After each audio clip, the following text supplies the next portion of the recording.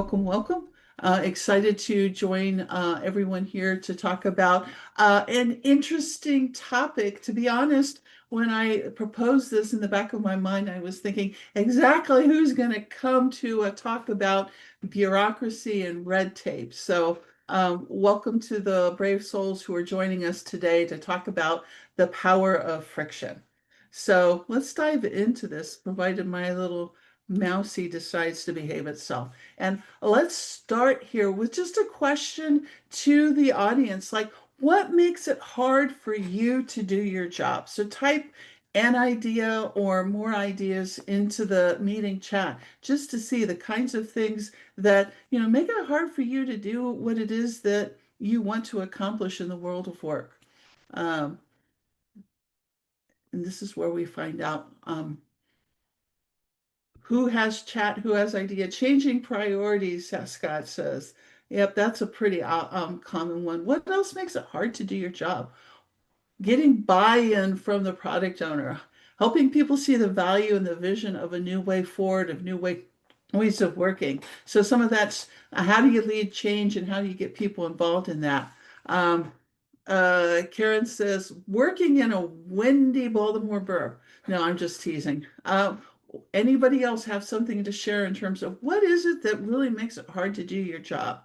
What is the thing that if you had the magic wand and you could wave it and it would just go away? Lack of requirements, changing requirements, stakeholder identification. Those are great ones. Any, anyone else? We could probably talk for the next 3 weeks about what makes it hard to do your job. And actually, if you look at um, if you were having a beverage of your choice this afternoon with your besties and you talked about this, you would probably talk about a lot of the things that you see on the screen here, things around the rules of the work, the bureaucracy, the processes, how we communicate and where it breaks down, things that are just frankly zero value add. They waste your time. The technologies or tools that actually are supposed to help us be more effective, but it turns out to be things that just eat up our productivity. And then at the base of all of that, there's the culture and the behaviors and the things that get in the way. So the list goes on and on and on. So today, for the next 39 and a half minutes, let's explore this set of ideas. And I want to share stories with you and ideas that hopefully will inspire you and give you a new perspective on what's getting in the way of you and your team and the work that you need to do. And I see the stories keep coming in about, inconsistent leadership support, skills, stakeholder identification. The list goes on and on.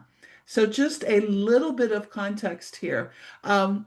Normally when we talk about this area, my partner in crime, Evan Laybourne, who's one of the co-founders of Business Agility, is usually the person who's talking about bureaucracy and governance and things like that. And I have to tell you, for the first 5 years that I worked with Evan, I would roll my eyes and go, oh, good Lord, it's the boring bits. I want to talk about, the fun parts about culture and customer centricity and leadership and how we create and deliver value. And here's my colleague who's like, "Ooh, let's talk about governance," and he's converted me. So when we talk about governance within this behavioral model that we have for business agility, there is a particular capability that talks about how we balance governance and risk. And within that, there are particular behaviors that we look for when we assess an organization's level of business agility maturity that indicate that it's got a handle on how do you make sure that you have sufficient governance in place to manage the risk without having so much governance in place that it gets in the way of serving your customers and your employees being able to do the best work that they possibly can do. So that's just a little bit of context. In reality, what I want to spend time with you today on is a book that I fell in love with a couple of years ago, actually, now. And if you haven't gotten it, I highly recommend getting Bob Sutton and Huggy Rau's book called The Friction Project. And this is a beautiful uh, collection of the work that they have done for the last whole bunch of years on what gets in the way of people being able to do work. And they define friction as any force that makes it hard for people to accomplish whatever task or goal they have within an organization. And Pete Drucker sums it up really, really well when he says, what we call management often consists of making it difficult for people to get their job done. And so this definitely has connections into the world of leadership because as leaders we need to be looking at what friction exists in the organization. Now I tripped up Evan when I first read this book and I was like, yeah, there's two kinds of friction. And he was like, "What? What are you talking about here?" And this was a new concept to him, and it was part of what got me excited about this particular book. Is there's two kinds of friction. So the first kind of friction is what you would expect. It's the bad friction, the stuff that gets in the way of you doing your work. It's the approvals, the meetings that you have to schedule the meeting, to talk about scheduling the meeting. It's bureaucracy dressed up like process. And Bob Sutton tells a story in the book about a major university, most likely Stanford, because that's where he and Huggy teach in their school of business, that a vice provost sent out an email that was supposed to get the faculty and the staff excited about participating in a particular campus initiative. The only problem was this email was 2,000 words long. It was filled with jargon and committee speak and, dead ends in terms of meaning. It took ages to read. Nobody finished it, and almost nobody acted on the request, which was to participate in this campus initiative. So Sutton and Rao point out that this should have been a really simple request, but it became an exercise in friction because the person who wrote it added a lot of unnecessary complexity to something that then people just tuned out, ignored, and it never had the impact that they were looking to have.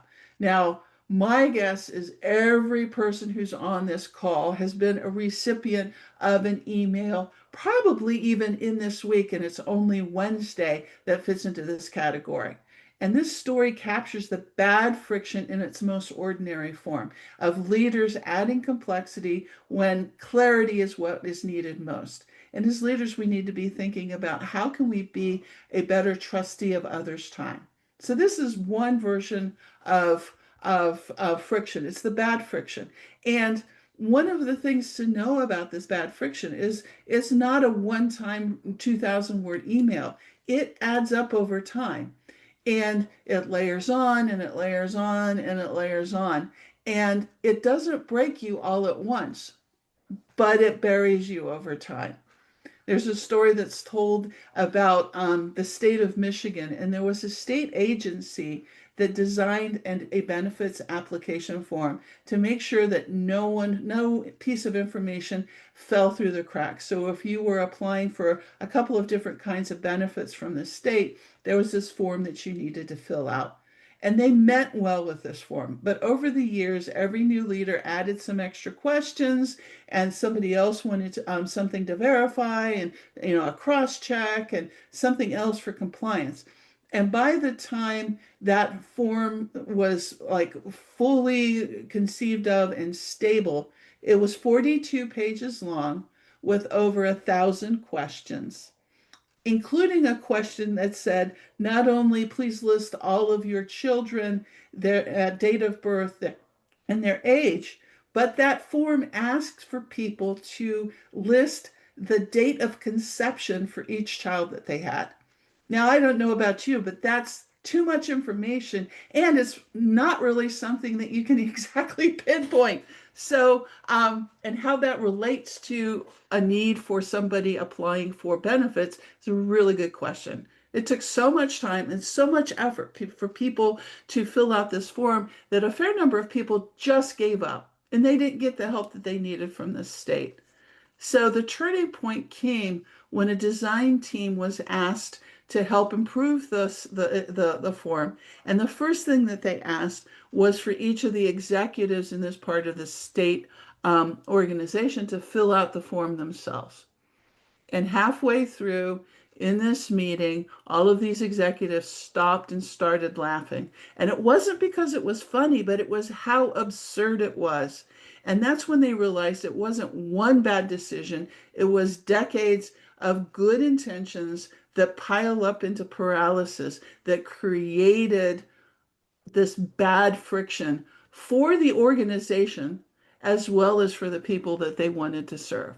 Now, it's important to know that not all friction is bad friction. This is one type of friction, but there's also good friction.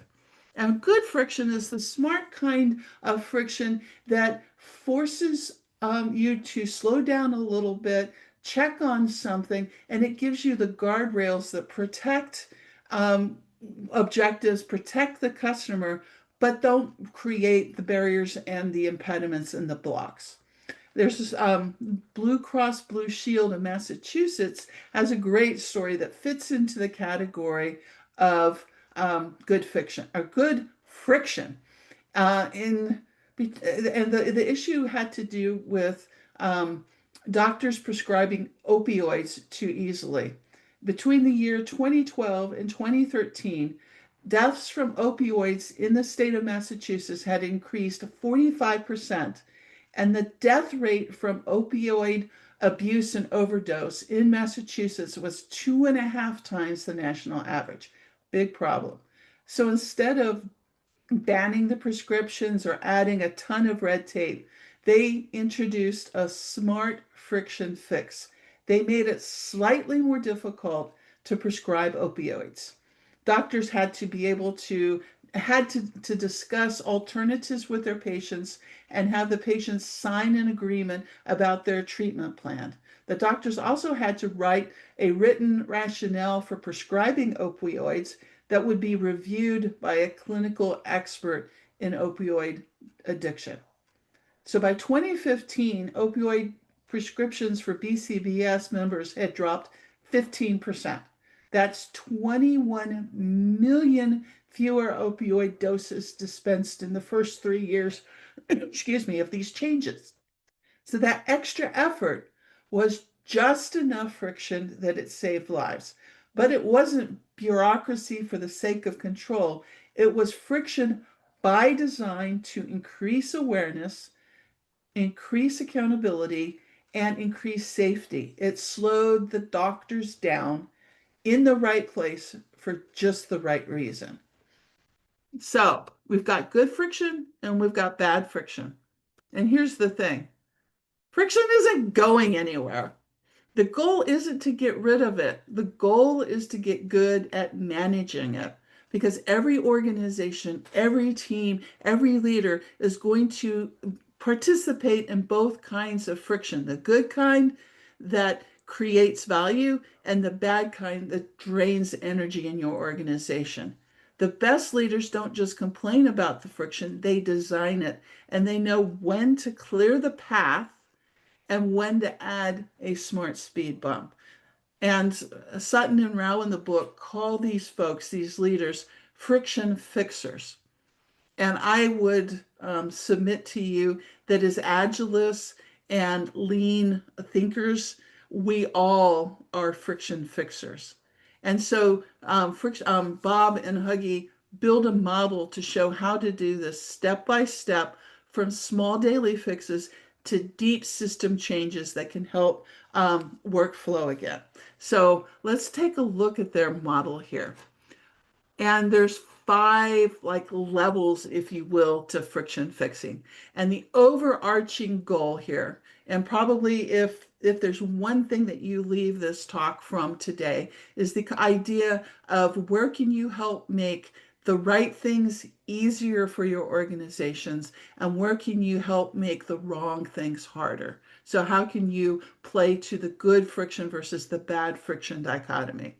Now, in these five levels, they divided it roughly into two areas. One is reframing, navigating, and shielding, which are have the goal of dampening the impact of the friction challenges.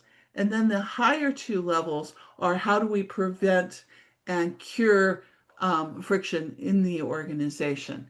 And this pyramid is designed as both a diagnostic tool and a leadership mindset so that as a leader, you can see and spot the kinds of friction that exists at different levels in your organization, and you'll be cognizant of the different kinds of fixes that are open for you.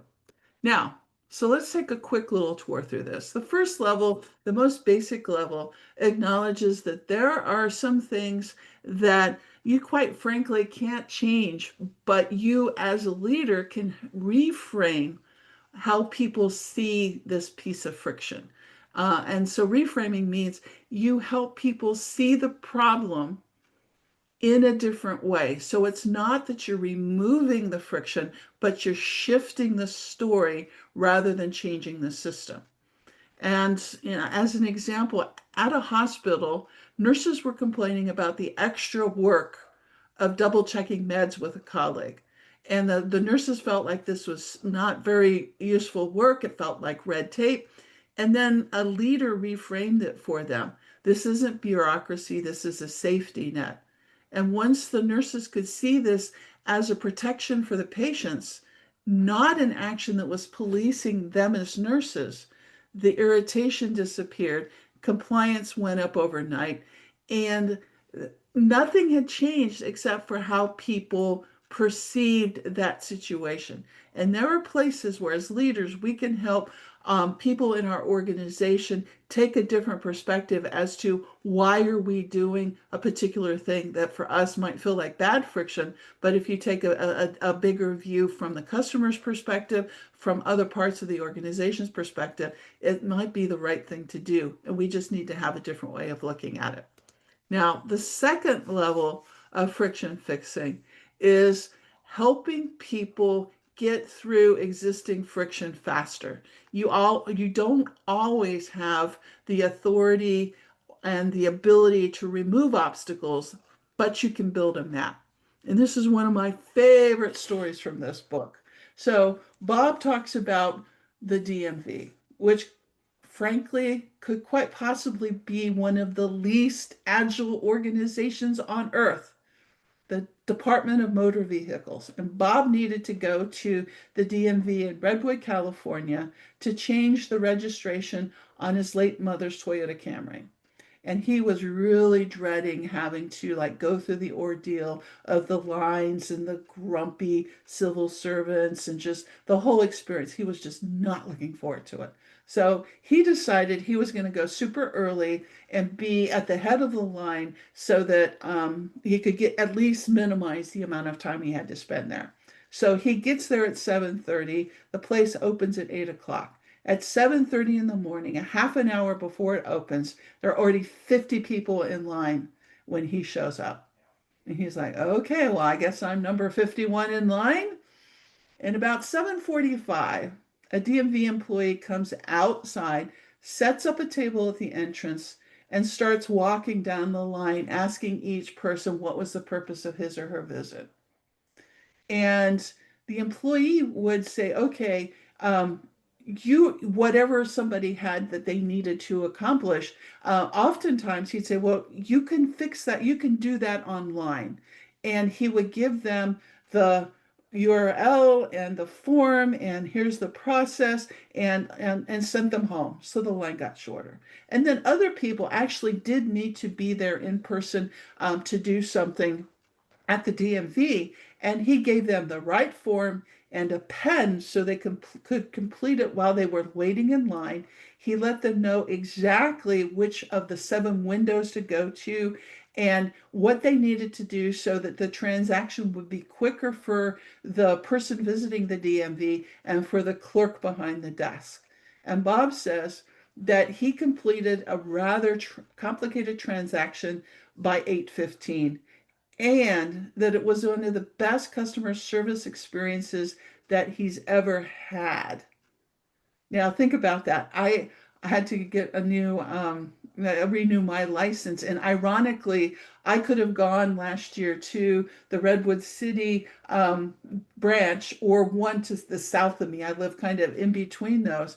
I stupidly now went to the wrong branch and spent 2.5 hours doing, the walking the maze, trying to figure out what form and which line and, all kinds of good stuff.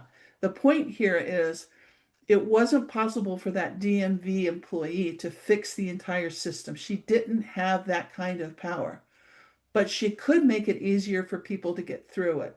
So she didn't remove steps, but she removed friction. And that is the navigation part of the pyramid helps to transform friction from chaos into clarity.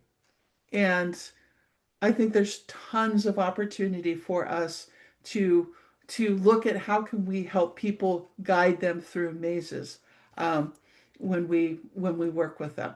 Now, the third type of fixing in this area is called shielding, and it's the idea of how could you as a leader absorb unnecessary friction so that your team doesn't have to. Great leaders run interference. They take the hit from bureaucracy so that other people can stay in flow. There's a story told about a product leader at a bank who spent every Friday morning on what she called forms and fights. Forms and fights. And what she was doing was chasing signatures, having negotiating with the risk and compliance organization, doing all those little nitpicky things that got in the way of her team's progress. And because she took that work on, her team never saw it. She handled the noise so that they could focus on the customer experience. And one executive once asked her why could her team move so quickly in comparison to other teams. And she said, quote, "It's because I do the friction for them." So shielding is leadership as a buffer. You clear the runway so that other people can fly.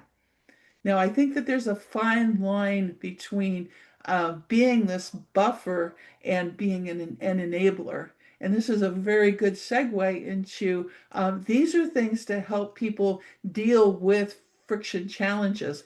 But ultimately, it would be really awesome if we could help uh, remove the bad friction and tune good friction so that it's truly, truly, truly good.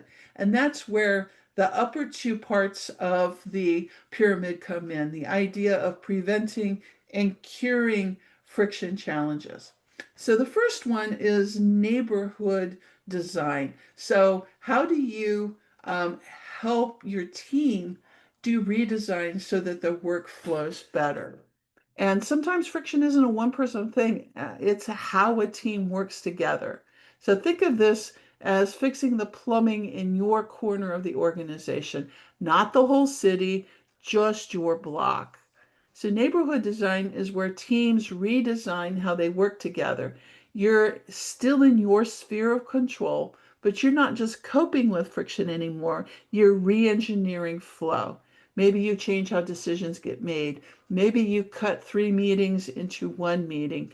Maybe you throw out the shared inbox that's been around since before COVID that nobody actually shares.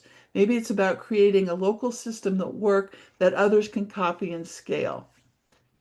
Now, one of my favorite examples from this space comes from Hawaii, and specifically the Hawaii Pacific Health, a healthcare organization in Hawaii. And their chief quality officer, Melinda Ashton, wasn't happy with the amount of time doctors and nurses were spending on updating patients' health records. They were spending too much time on the paperwork and not enough time with their patients.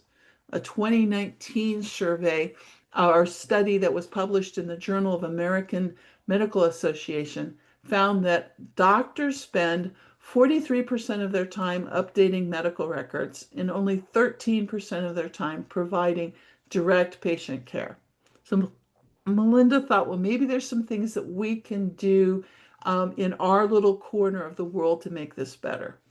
And it was really a burning issue for them because the health record systems keep getting more and more complicated and more time consuming. As an example, nurses were asked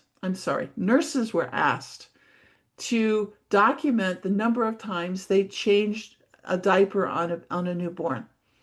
And as the system kept getting upgraded, the number of clicks kept increasing. And this was one of those things where the nurses were like, it's really hard to see any value for the patients in what we're doing here, and having to spend time with this is taking time away from our care in the neonatal area. So Melinda launched something that she called Getting Rid of Stupid Stuff program. I'll leave you to figure out the acronym for that, but this was her, we're going to get rid of stupid stuff. And she called for the doctors in her area, the nurses, the nursing assistants, to nominate pieces of documentation that were pointless, duplicative, or outdated. And what Huggy and Bob and Huggy would call bad friction on autopilot. So this is the stuff that you just do over and over and over. And they got 188 nominations of things that were stupid things that they thought could get rid of. They implemented 87 of those improvements by 2018 when an update appeared in the New England Journal of Medicine. Now, as an example, one of the improvements eliminated just one mouse click that every nurse and every nurse assistant was required to make during their hourly rounds. That saved 24 seconds per click, which doesn't sound like a lot until you do the math. That 24 seconds per click freed up 1,700 nursing hours per month at 4 hospitals. Hundreds of forms and digital clicks disappeared. Nurses reclaimed thousands of hours. And here's the best part: morale went up, and the feedback on the quality of care went up. And people felt more empowered, I guess is the word, because they felt like leadership was actually listening. And the thing that I love about this story is this is a classic example of agility, business agility, whatever you want to call it, lean. There's elements of the things that we know and love, but they didn't have that label. They were just focused on how do they get rid of stupid stuff. And they found a lot of opportunities for that. Now, the last piece of the friction fixers help pyramid is, what if the friction isn't local? What if the problem isn't the plumbing, but it's the blueprint? This is the top level of the pyramid.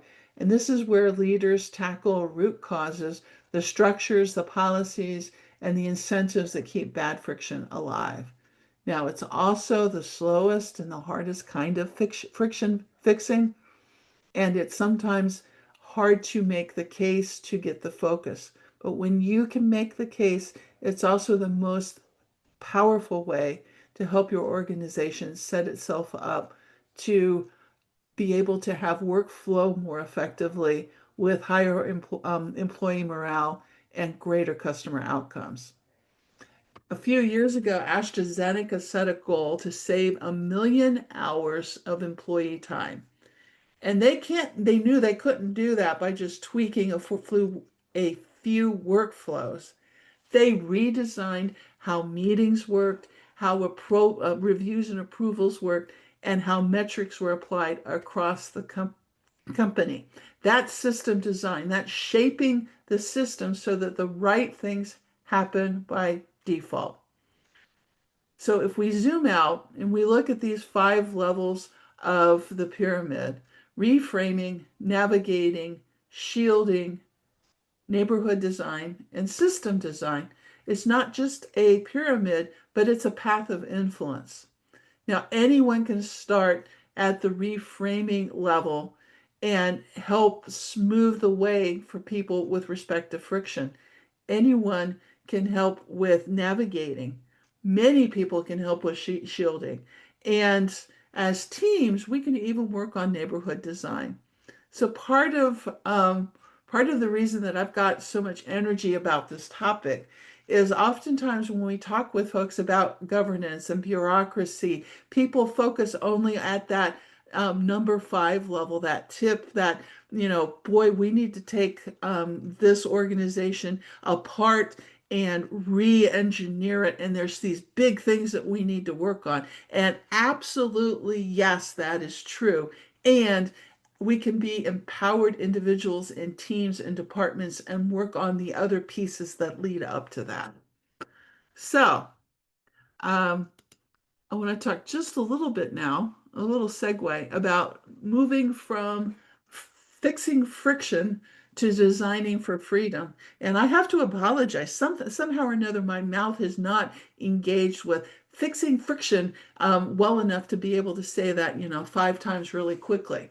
The goal here is not to remove all the rules, but it's to design the right kinds of rules because we're working in a larger system and we need to make sure that that system still adequately provides the protection and the risk management that we need in our organization. The challenge, though, is if what we did, the systems we designed, if they're too tight, agility suffocates and we can't move with the speed and the clarity that we need to move at. If the systems are too loose, chaos takes over and we have too much risk in the system for the business that we're in and the types of folks that we serve. So the question is, how do we design systems that protect organizations without paralyzing that? And that's where I want to share one more concept with you here, and this is the idea of guidelines, guardrails, and safeguards. And this is a brilliant example that comes to us by way of Riot Games and Ahmed Sidki. And it shows how a company can reimagine risk management as a driver for agility. So here's the idea. At Riot Games, the president of the organization wanted the organization to intentionally absorb more risk in exchange for more agility. And they wanted it, especially in the back office and HR and legal and finance and things like that. The challenge was those are departments that exist to protect the company. They are trained to minimize risk, not to enable it. So, how do you shift that mindset without breaking the system? And here's a reframe that they came up with that allowed them to look at all of their policies in one of three categories. So, the first category, come on, mouse, um, was guidelines. Guidelines are the most flexible. They are recommendations, they aren't rules. The expectation is you follow them when you can, and if you deviate, you need to tell us why, but there's no repercussions. And the example that Riot Games shares is their expense policy guidelines. And as a guideline, their expense policy would be something like spend company money like your own, like it's your own. Now that's trust with accountability. And um, there's the understanding that if you're spending money like your own, and normally you spend $70 when you're on a business trip for food for the day, and there's something that comes up and you need to spend 125, that's what you do because there is some reason that makes it important. Now, that's guidelines, most flexible. The second level is guardrails. And guardrails are like those barriers on the highway. They give you the space to drive fast, but they keep you from flying off the cliff. So guidelines are monitored, but they're not rigid. So in the expense example, the guardrail might say meals should be under $70. If you go over, we'll track it and we'll talk about it. So at this point, it's going to get flagged if you go over $70. The guardrails still protect fairness and legality, but they allow some amount of judgment. So it's still spend money spend the company's money like it's your own. Meals should be under $70. If you go over, we'll track it and we'll talk about it. There's no arguments. There's there's um, there's no repercussions, if you will, until there gets to be a trend of something that leads then to a conversation about maybe the guardrails aren't enough. Now, ironically, a million years ago, I worked in a consultancy that had an expense policy that was, spend your money like it's your own. And for the first X number of employees, that worked great, very frugal. In fact, there were times where I remember asking the founder, are you sure you ate something yesterday? What did you eat? Because you were traveling and there's no expenses for a day's worth of travel. What's going on here? Anyways, guidelines were working great until we hired somebody who she actually did spend money like it was her own. And we knew we had a problem when we were in one of these economic downturns. And she submits an expense report that had a bottle of Dom Perignon on it. And the office manager and I looked at it and we're like, this is really interesting. Tell us about this. And it turns out that this particular person would would buy a bottle of champagne of a very high quality and a big price tag, even if money was really, really, really tight, because that's kind of how she like expressed her confidence that things were going to get better. And so the problem is when you've got somebody who has a different definition of spend money like it's your own, guidelines don't really work. And actually, guardrails don't really work very well either because in her mind, it was totally justifiable. So that brings you to the third level of balancing governance and risk. And these are the safeguards. These are the hard rules that are built into the system. In that same policy, a safeguard would mean that the system literally will not reimburse you for more than $70. So if you submit an expense report for a meal that includes a $250 bottle of Dom Perignon champagne, you're going to get reimbursed for $70. There's no arguments, there's no paperwork. The constraint is built in so that people don't waste time debating it or policing it. It's just there. Now, I will tell you that one of the things that worries me is as we move more and more into the world of artificial intelligence, it's going to be easier for us to do more and more safeguards and fewer guidelines. And so we're going to be introducing friction into our businesses and how they operate that in some cases may not actually serve us in the way that we want it to be served. So here's the magic in what Riot did though. The president wanted as many guidelines as possible and as few safeguards as possible. And the idea was every safeguard that you add reduces agility. So you want to make a balance between freedom and control, between trust and risk. And the real mindset shift was this: everything is a yes, except for the things that need a guardrail or a safeguard. So that's a really powerful reframe for an organization trying to balance innovation and compliance. So this leaves us with three questions that for you as leaders to consider when you reemerge back into your organization. And as you look at how work flows through the organization, ask yourself, what could be easier here? What should be harder here? And how do we design friction so that people's time and energy are respected? And with that, I want to thank you for the opportunity to share my thoughts on what is one of my new favorite topics, much to delight of Evan, who no longer has to hear me talk about this being the boring bits, because there is within the heart of governance and balance and managing governance and risk are people and how we can help people either thrive and do the best work in of their lives, or we can shut them down and make them wish that they had something different. Let's put it that way. So let's figure out how to make things easier where we can, and use judicious friction to make things difficult where it matters.